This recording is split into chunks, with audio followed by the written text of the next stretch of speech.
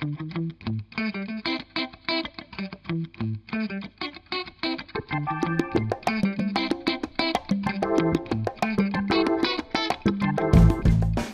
to the latest edition of the Big Pod Machine. For Gordon Wittenmyer and my partner Pat Brennan. This is in the universe. The greatest baseball. This is the greatest podcast ever in the universe, right? Yeah. The known universe, at least. But not necessarily great news today as we bring this to you. Pat, you want to tell them what we learned this morning? Yeah, well, Reds manager Terry Francona and President of Baseball Ops Nick Kroll revealed the extent of the right elbow injury that Hunter Greene is dealing with. He has bone spurs and will, 24 hours from this recording, or tomorrow, have March 11th? 10th. March 10th. We'll have surgery to remove those bone spurs, and it's going to cost him 14 to 16 weeks. So we think at least. Yeah, but that's a July. If that timeline falls into place, like the team thinks, that's a July debut, probably right after the All-Star break. I mean, it times up for maybe right before the All-Star break, but if you're not going to bring him back for one start before the break. Yeah. You'll just push him to after the break. So not the greatest of news. Yeah, I mean, look, he's your staff ace. He's a 2024 All-Star, and fair to say, just look at the way he started 2025.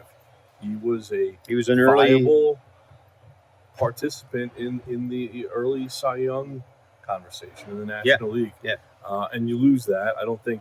Look, I think you and I have some opposing views on what exactly this means for the Reds, but I think we can both agree that that's a big loss. It's a big loss, but I mean, look, I don't want to minimize it because and fortunately, like I think Nick Kroll said this, that it could have been a lot worse. I mean, they went in looking when you're talking about an elbow and you're getting imaging and you're getting second opinions. As Nick Kroll said, you're kind of going in thinking the worst. Yeah. And so this isn't anything close to the worst. This is a lot better than it could have been. Yeah. And it's going to be arthroscopy, classic.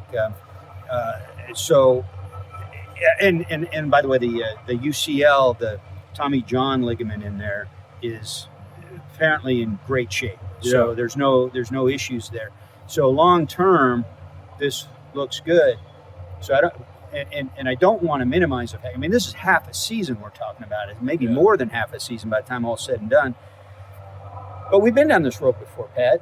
We were down this road last year when Hunter had that groin injury that kind of lingered into a second IL stay that wound up being a couple of months extra. Yeah. And he wound up with his career lowest workload, both in terms of innings and starts. And the team made the playoffs anyway. So I think between their experience in handling this and the fact that they're probably a lot deeper on their pitching staff than they were last year, I think I'm not concerned about it. If I'm a Reds fan, I'm not going to be overly concerned about being able to compete, at least out of the chute. I'll say something for your point. Terry Francona, when this first became an issue, when Hunter first stepped away from the team to get these two medical opinions, the Reds were very careful not to get out in front of this thing too much. They definitely didn't speculate. But I asked Terry Francona about that depth and if this was a moment where he really appreciated it and felt good about it. And he said, look, I get why you're asking. We're not going to throw in the towel here, regardless of what happens. So the depth is there. But I would let's look at the three guys now. Now we started camp with four pitchers who are locked into spots, who are locked into rotation spots. Sure, that wasn't where I was going, but yes, that's true too. And four more vying for the final spot. Yeah. Now, one of those players, Julian Aguilar, he's been reassigned to minor league camp. Three guys now going for two open spots. Let's look at those three guys. Let's just take stock, okay? Rhett Lauder, who's looked as good as anybody in camp in terms of just being able to locate, being consistent, and but lost 2025. Lost all of 2025. Yes, and he's healthy now. And Chase Burns debuted in 2025. Was electric. Power pitcher, 100 miles an hour, a lot like Greene that way. Yeah. And I know Terry Francona doesn't like to look at stats, but you don't even have to look at his stats. It's been a mixed bag for him so far this spring, I think, fair to say. Oh, yeah, for sure. And if Hunter Greene were still in the picture, I feel like right now I would personally, I'll just speak for myself, I would be leaning toward Chase Burns probably starting the year in Louisville. At least not in the rotation. Yeah. I mean, I would think they'd want to keep him on a starter's cadence down in Louisville. Probably. But you're arguing for a potential. Well, I'm just saying, I don't want to count him out either. But Rhett Lauder's definitely ahead of him this spring in terms of what he's been able to show. And really, stats don't really matter, but how you're commanding the strike zone always matters, and how you're manipulating your stuff matters. And today we saw Brandon Williamson on the field behind us, Salt River Fields at Talking Stick against the Rockies. Mm-hmm. He looked good today, but also another guy who lost all of 2025. Right. His situation, coming back from Tommy John's situation. So, and the thing with him is, the wrinkle with him is, you might say, well, this is the kind of guy who might be built for a hybrid role or kind of a multi-layered bullpen role. But because he lost all of last year and some of 24, you're going to be careful with him coming off the injury. All of these guys are potentially going to be on innings limits. And that's what we're talking about when we're talking about the depth. So, it's not like there aren't drawbacks here. And all things being equal, you'd obviously, I think, rather have Hunter. Look, a healthy Hunter Greene in the rotation is a 2.76 ERA guy the last 2 years combined, 45 starts over those 2 years. And an all-star, and again, and no one's saying there aren't drawbacks there with the injury situations that he encounters that continues. Now is a. Well, I thought we were just talking about when he's healthy. Sure, yeah, sure. If he opens the season, I'm saying there's no question that there are frustrations around that. But yes, when he's healthy, I just think, I don't think there's a team in the National League or anywhere in baseball that is fixed to part with a player of that caliber. And Gordon, I would argue that when you look at the games when he was available last year, and obviously Hunter Greene told us that he was dealing with what ended up being what he learned later to be the bone spur issue over the last 5 or 6 starts, and he was big during that stretch for the Reds. He went 3-1 down the stretch to help them get in the playoffs. Well, he had that brilliant start against the Cubs, and then he also had a really rough start against the Dodgers. That's true, even before the playoffs. But he had a good start against the Phillies, another a great team. Go back to April. He dominated the San Francisco Giants. And in a situation where the Reds needed help to get in the postseason on the final day, they didn't take care of their own business all the way.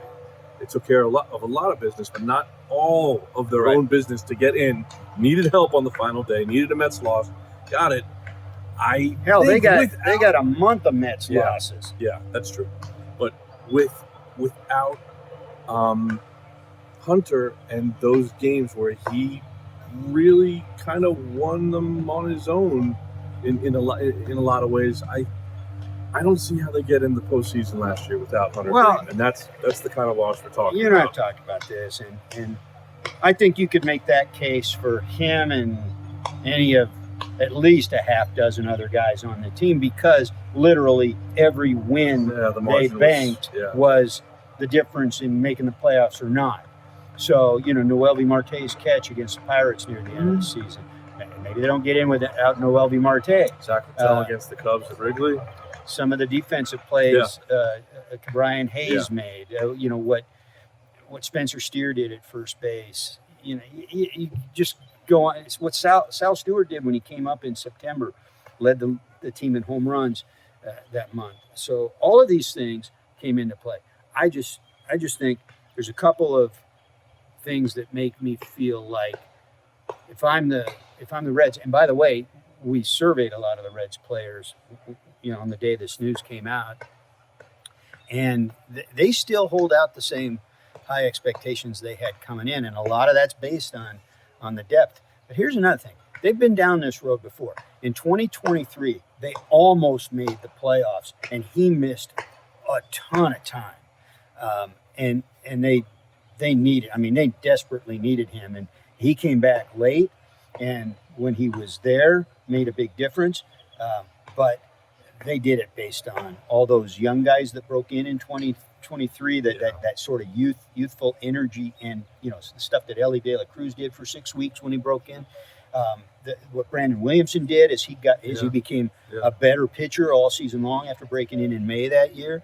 What Matt McClain did until he got hurt for the last month of the season, hit 300 something or whatever. He really looked good and had some pop. And then an unheralded bullpen. They really leaned hard on those guys, and they still fell short.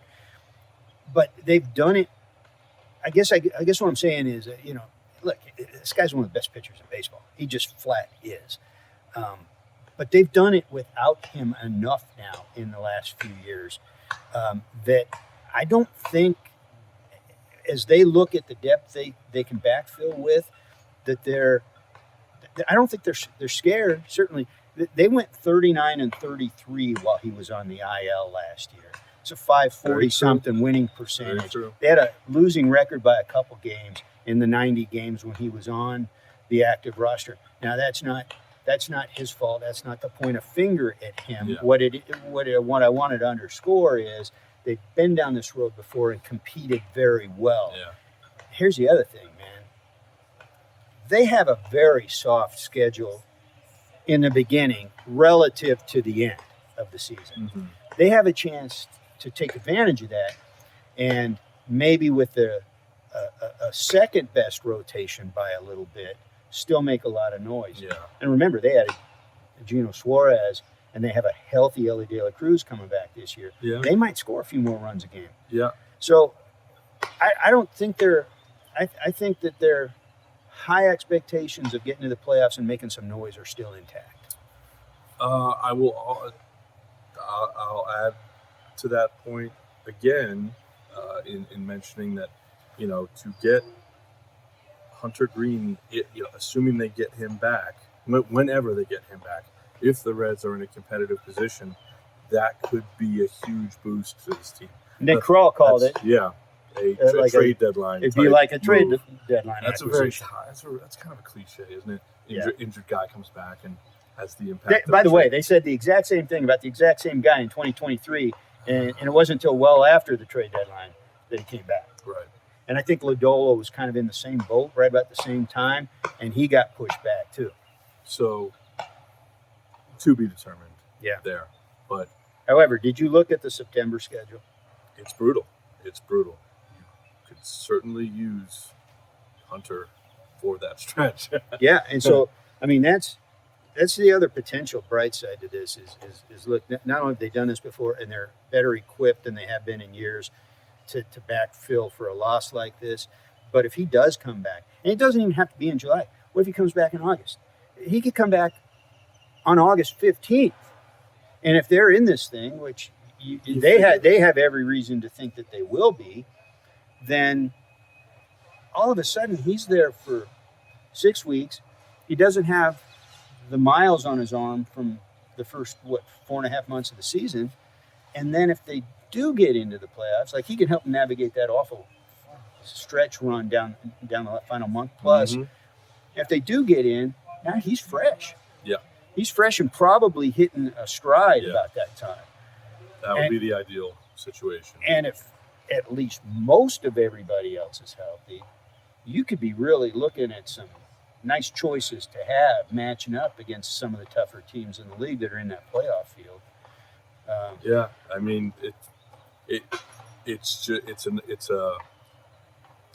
To get to that position in the year. it's a different proposition today than it was 24 hours ago when we were fairly certain that Hunter Greene was going to start the season. Or a week ago. A week ago. A week ago. So that's the timeline here. He stepped away a week ago to get multiple medical opinions on this elbow, which, like I said, he thought he pitched through it. He said he pitched through it during the stretch run last season to help boost the team's playoff chances. Off-season comes along. Late October, he gets an injection for the bone spurs and felt great. Got into his pitching program in the off-season, and then when this pops up again about a week before, he said to myself and another reporter last week, this popped up about a week before spring training started.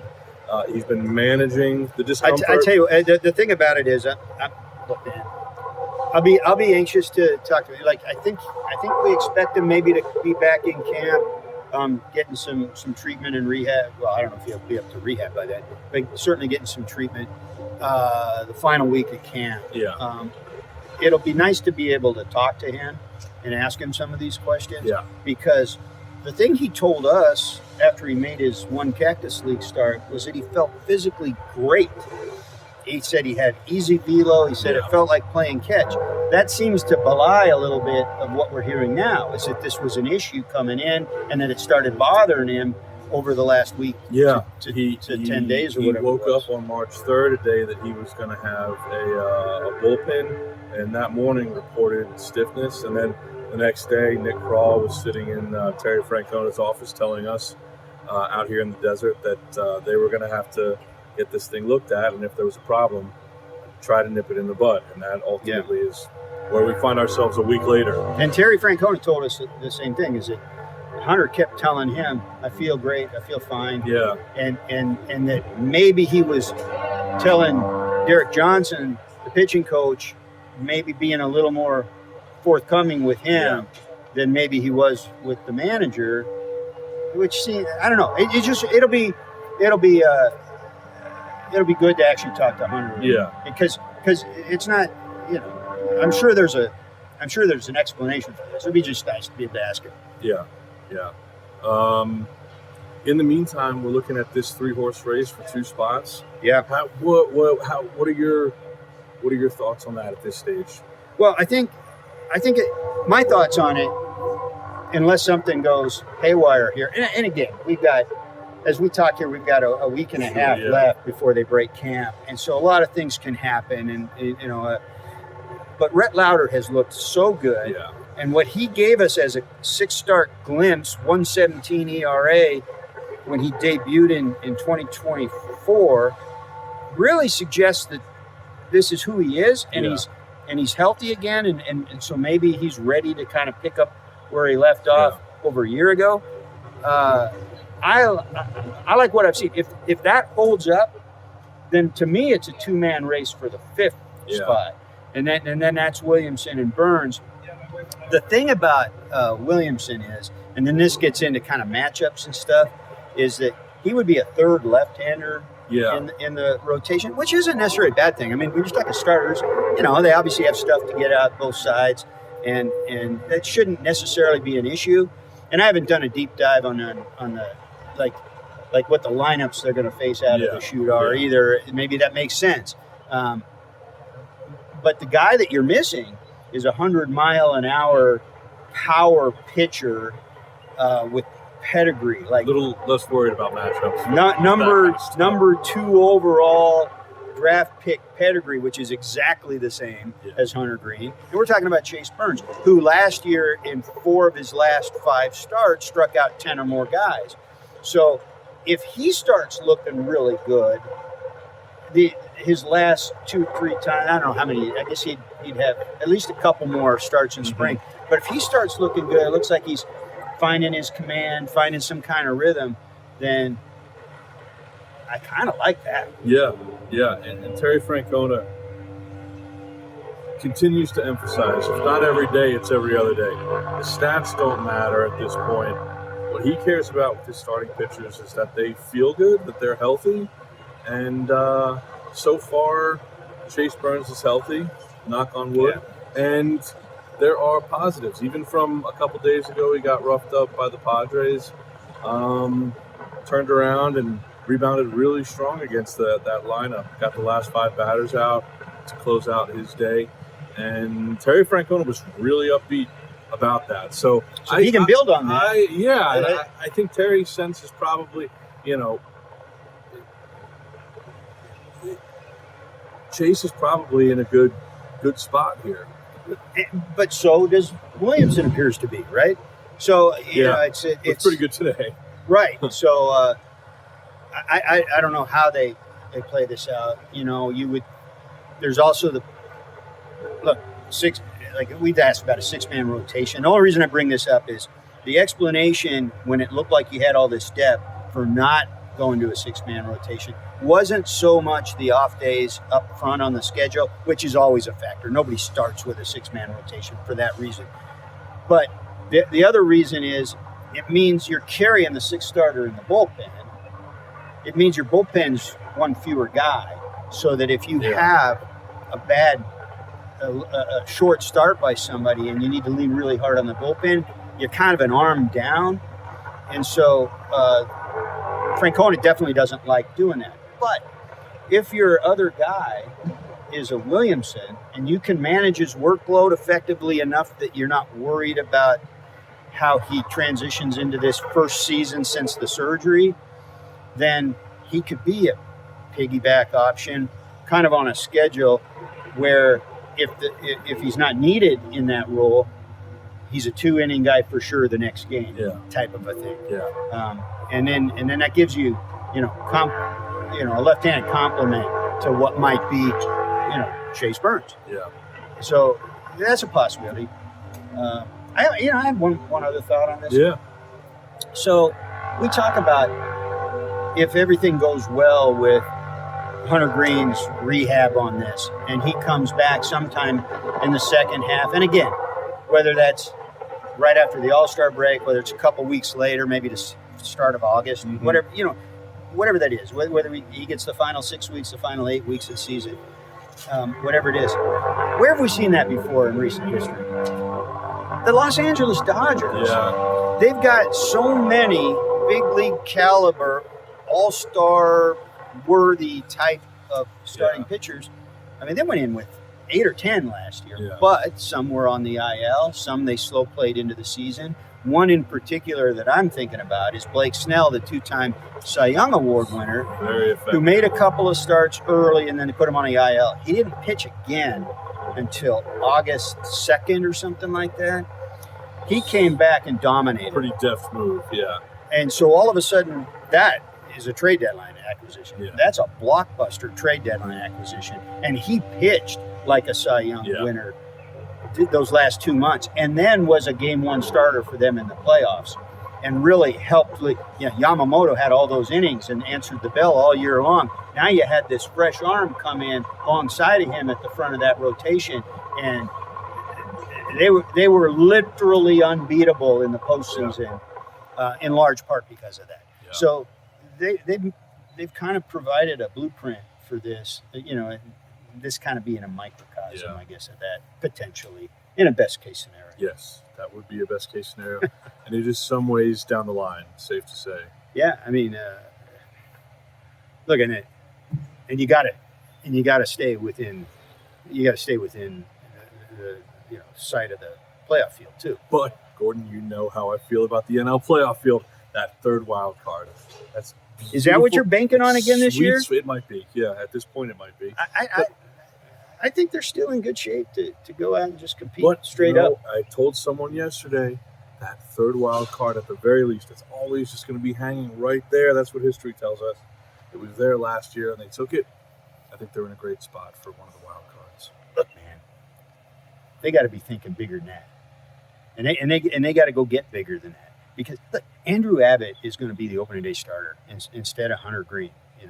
In theory, instead of Hunter Greene. I mean, it's not like they announced Hunter Greene, but he's going to get the opening day start. He was an all-star last year. What that does for a guy in his career going forward is a big deal. Just talking to other big leaguers and who have experienced that. He already was a guy that pitched with confidence and knows how to pitch, and now it just kind of gives him that little extra swagger and confidence. You got Nick Lodolo, who pitched a career high workload last year and finally kind of feels like, okay, I don't have to worry about this nagging injury or this thing coming up. I can just go. And he's got great stuff. He might be this year's first-time All-Star if he can get out and if he can pitch the way that he's capable the first half of the season. So, they've got some guys that they can start a rotation with that you can kind of lean into a little bit. And then some really talented young guys on the back end. Yeah. And you got a linchpin in Brady Singer, who's just an innings eater in today's game, who just answers the bell. He had 30-something starts last year. He always has 30-something starts. And so Mr. Reliable right in there. That's a recipe for staying away from losing streaks and maybe, keeping yourself in pretty good position. Yeah. I agree. The Reds are 8-8 in spring training. Do you care? I don't give a rat's ass about spring training. I don't care how many runs they score. I don't care how many runs they give up. I don't care what the record is. Nobody's going to remember that on April 1st. Right. And so what I do care about is who's healthy, and again, who looks like themselves. Who looks like they're playing like you would expect them to play. Ellie De La Cruz looks like himself out there. Matt McClain looks like he did when he was at his best in that rookie season so far. And I don't mean just the numbers. I mean the way the ball's coming off his bat, what he's swinging at, how he's putting the ball in play, spraying the field. So these are the kinds of things that are in some cases producing numbers, but those are the things you look for. Yeah. What do you think what's the over-under on people we've annoyed trying to produce this specific episode? Oh, in the press box? Machine? Yeah. Well, no, just from pre-games now. Reds ownership, Reds front office, Reds PR, Diamondbacks, Scottsdale Talking Stick. Gary Schatz. Oh, Gary Schatzy, he's over here trying to work. Yeah. People that want to shut down the press box and get us the hell out of here. Yeah. So we probably ought to say goodbye. We're probably approaching double digits. Let's get the hell out of here. Look, that's a wrap for the latest edition of the Big Pod Machine. Pat Brennan, I'm Gordon Wittenmyer. Hang with us and tune in next week. Hopefully it'll be a little more upbeat than the Ace going out for 4 months or 3 months or whatever it is. Until then, take care. We'll talk to you next week.